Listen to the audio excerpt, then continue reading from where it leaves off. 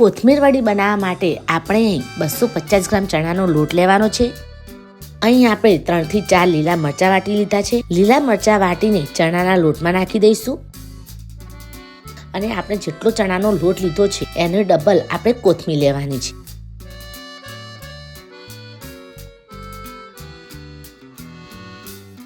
એમાં એક નાની ચમચી હિંગ લેવાની છે. સ્વાદ અનુસાર મીઠું એડ કરી લઈશું.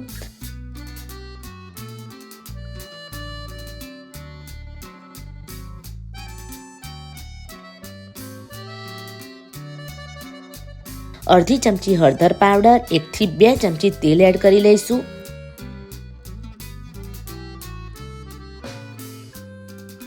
સ્ટીમરમાં પાણી રેડીને એની પર ડીશને ઓઇલથી ગ્રીસ કરીને ગરમ કરવા મૂકી દઈશું. સ્ટીમરમાં પાણી ઉકળે છે ત્યાં સુધી આપણે લોટ બાંધી લેવાનો છે. થોડું થોડું પાણી લઈને લોટને મિક્સ કરી લઈશું.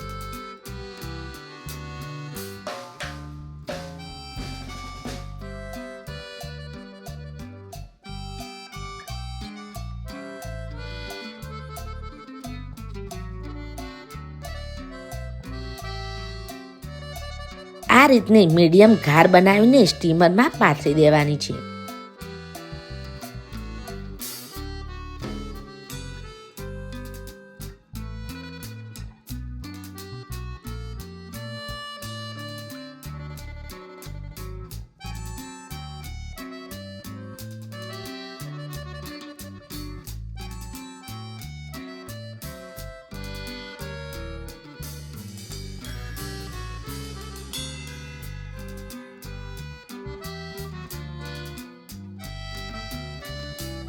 બસ હવે આપણે આને 20 થી 25 મિનિટ માટે મીડિયમ ફ્લેમ પર કોથમીર વડીને થવા દેવાની છે. કોથમીર વડી સ્ટીમ થાય છે ત્યાં સુધી આપણે ચટણી બનાવી લઈશું. અને એ ચટણીને આપણે દહીંમાં એડ કરી લઈશું. દહીં બહુ ખાટું યુઝ નથી કરવાનું. 3 થી 4 મીડિયમ તીખા લીલા મરચાં લઈ લઈશું. અને એમાં 1 મુઠ્ઠી જેટલી કોથમીર એડ કરી લઈશું. આને આપણે મિક્સીમાં પીસી લેવાની છે. 3 થી 4 મોટા ચમચા દહીં લઈને એમાં આ ચટણીને આપણે મિક્સ કરી લેવાની છે.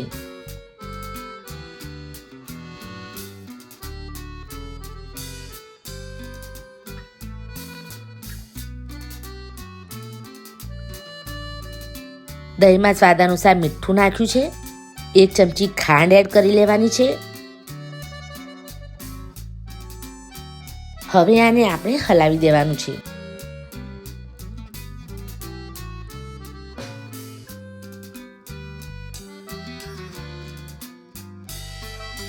તૈયાર છે કોથમીર વડીમાં ખાવા માટે દહીં.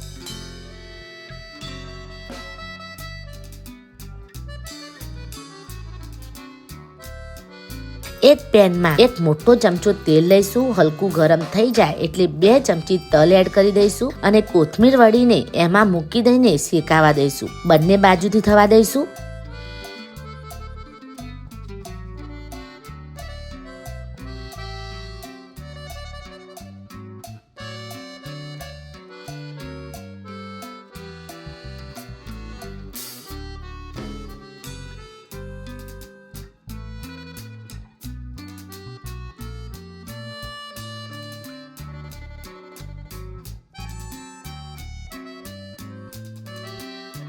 અને હલકો બ્રાઉન કલર થાય એટલે ઉતારી દઈશું. તૈયાર છે મસ્ત કોથમીર વડી. અત્યારે શિયાળામાં ખાવાની મજા આવી જાય એવી કોથમીર વડી. શિયાળામાં બહુ જ સારી કોથમીર મળતી હોય છે, તો લાવીને બનાવો. તમારી ફેમિલીને બનાવીને જરૂર ખવડાવો. અમારી આ રેસીપી તમને ગમી હોય તો કોમેન્ટ કરવાનું ભૂલતા નહીં. હું તમને મળીશ આગળની રેસીપીમાં. ત્યાં સુધી બાય બાય.